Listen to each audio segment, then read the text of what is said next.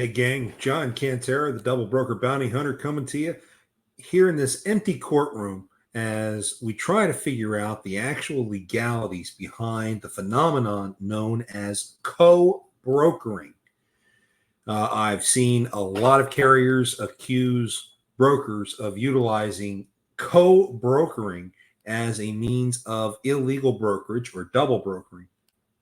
And in many instances, it is. So that begs the question, is co brokering legal? There's really no specific answer to that. As much as I have searched and pegged scholars on this matter, no one has been able to specify whether or not it is legal and then provide a legal citation making it legal. So, without it being expressly illegal, then we are forced to believe that yes, it is legal. Now, let's go ahead and go into these key differences between the two to help better understand what is co-brokering and the proper way to deal with it. Double brokering has been made explicitly illegal thanks to Public Law 112141 or MAP 21. In addition to defining the requirements of a broker and eliminating older industry practices, MAP 21 finally assigned legal penalties for double brokering, including charges of federal fraud and a $10,000 fine per occurrence. A double brokering is done without the express knowledge and consent of the original broker, which also means the carrier is also not made aware. This particular form of fraud is a determined effort to steal money from the losses of a carrier or a broker, which is what qualifies it as fraud. The fraudulent party also operates in the shadows in an attempt to hide their affiliations. They use misdirection and other forms of subterfuge, such as impersonating carriers and brokers, in order to hide their presence from industry stakeholders until they are eventually discovered. Some of the different types of actions that are included as double brokering include interlining, which is an outdated practice by which a carrier would book a load, let's say from Atlanta to LA. The carrier would haul the load to the Mississippi River, have another carrier pick it up at the Mississippi River and take it to Texas, with a third carrier picking it up in Texas, taking it the rest of the way to LA, and everyone getting a cut in between. That is an illegal practice now. Another way to do it would be through undisclosed recovery.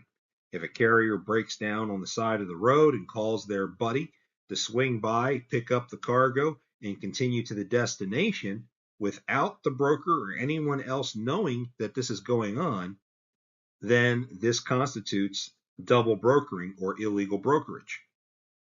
The last being bait and switch, which is when you have a bad dispatch service who gives one MC number as the carrier picking up the load and sending a different carrier in to actually run the cargo.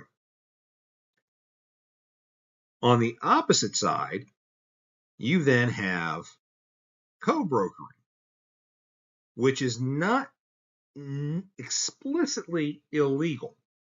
There's no known law that makes co-brokering legal or illegal. However, it is an accepted industry practice. Now, there are some caveats to make it acceptable. First and foremost, it must be done with the full knowledge and permission of all parties involved. And this is not just the original broker and the secondary broker having an agreement together. It also means the carrier must have a knowledge that this particular load is co-brokered. So under contract, it is important that these brokers define liability and responsibilities. Without a contract, if there were to be a claim by the shipper for damages on the cargo, who is responsible for answering that claim? Is it the primary broker or the secondary broker? Who has the responsibility of presenting that claim to the carrier, the primary or the secondary? Is there any protections for the primary broker to prevent the secondary broker from back soliciting and trying to steal the customer from the primary broker? All of these things will be addressed in such a contract and able to determine who has the right to do whatever within the load. It will also define percentages of where the margin goes. The original broker and the secondary broker may split margin 50-50. However, that also means that the second broker is unable to take an additional margin from the carrier. So if there is a pre-programmed margin level in the contract of, say, 10%, the secondary broker cannot take an additional 10%, total 20% margin, just to satisfy the margin that's supposed to be split between the two. So the margin has to be locked into the original margin chunk and not have a secondary margin placed against it by the secondary broker.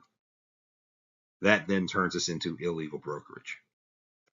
Lastly, all brokers need to understand that co-brokering is also subject to the Broker Transparency Law 49 CFR 371.3. So it is of the utmost urgency that brokers need to be fully, absolutely fully transparent in everything they are doing with these loads, because they can be caught cheating. So when it comes to dealing with co-brokering is, well, essentially okay. I know there are a lot of carriers out there who have their reservations, and I share those reservations. However, that is why things like the Broker Transparency Law exist.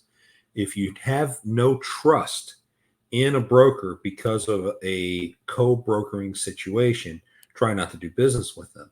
But they should tell you from the beginning if the load is co-brokered. One of the quick ways to know this is to take a look at your BOL. You know, a lot of larger brokerages have their letterhead on the BOL, so it's very easy to determine whether or not there's a potential co-brokering or even double brokering situation that exists. Whenever you suspect it, by all means, investigate it. If you don't know how to investigate it, you can always reach out to us at the Double Broker Bounty Hunters, and we can give you a hand. Contact us at jcantera@vigilanttransport.com or go to our website, vigilanttransport.com, and we can help guide you into determining what kind of situation you're in and then help you best determine how to deal with that situation. Don't forget to subscribe to this channel so you can stay informed of any new info that we put out. We try to put videos out at least a few times a week. We also have our weekly podcast that comes out on Mondays at 5 p.m. Central. It's called Stop the Scam. It's available LinkedIn, Facebook, YouTube, etc. So please check us out whenever you have the opportunity. And remember, whatever you do, don't let scammers take you for a ride.